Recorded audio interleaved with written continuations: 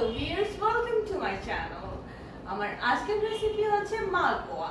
মালপোয়া actually Indian একটা recipe, আমাদের বাংলাদেশে এটা খুব কমই হয়। সো দেখা যাক এটার রেসিপি।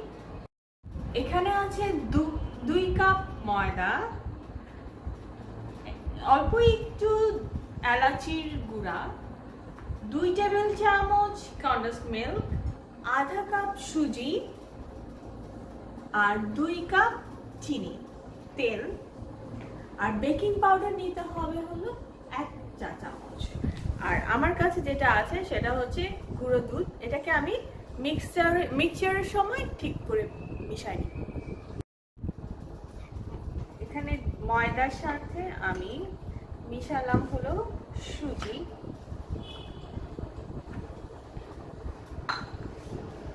কনডেন্সড মিল্ক,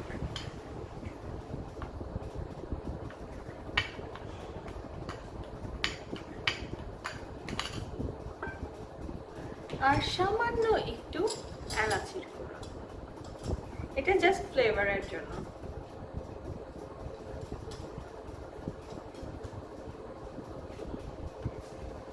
আর এখানে যেটা আছে দুধের গুঁড়োটা, সেখানে আমি পানি দিলাম।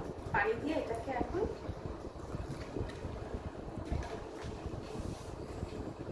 মিক্সড করতে হবে আমাকে।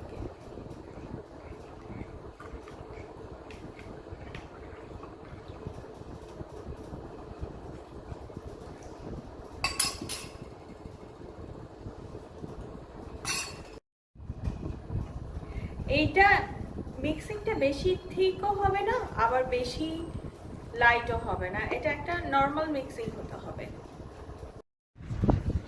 এই যে এটা এভাবে মিক্সিং করা হয়ে গেছে।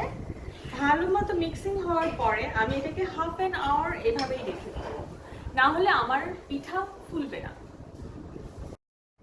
এই ফাঁকে আমি তৈরি করি আমার চিনি শিরা। এখানে আমি আগে বলেছি 2 কাপ চিনি নিয়েছি। 2 কাপ চিনিতে আমি 1 কাপ পানি দিচ্ছি। এটা আমাকে বেশি কিছু করতে হবে না, জাস্ট এটা চিনিটা গললেই আমার হয়ে যাবে এখানে শিরা। বেশিক্ষণ এটাকে গলানোর দরকার নাই। আধা ঘন্টা পরে মিক্সিংটার অবস্থা এরকম। সো আমি এখন দেখি আমার তেলটা হিটেড হতে হবে, না হলে এটা হবে না। সো আমি দেখি তেলটা ঠিক মতো হিট হয়েছে কিনা। আই থিঙ্ক এটা হয়ে গেছে। সো আমি এটাকে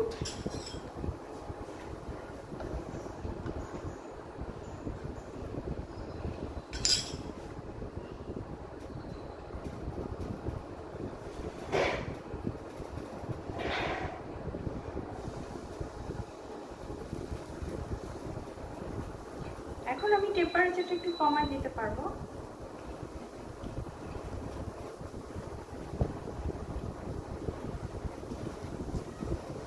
আপনারা যদি মনে করেন যে আপনাদের কড়াই যদি একটু ছোট হয়, যদি মনে করেন যে না এটা মিক্সড হয়ে যাবে, তাহলে আপনারা একটা একটা করে পিঠা বানাতে পারেন। আমার এখানে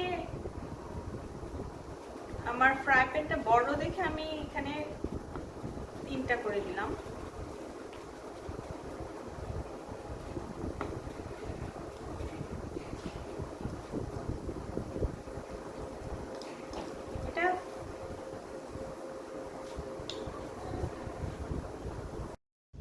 এটাকে আমি এরকম করে তেলটা উপরে দিচ্ছি যাতে জিনিসটা ফুলে ওঠে।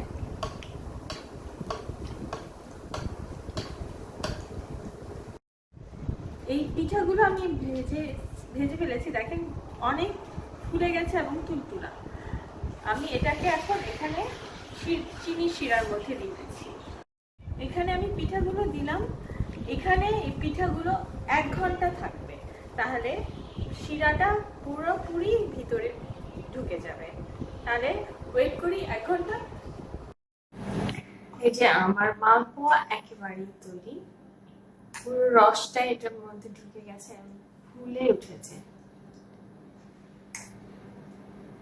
So it is ready for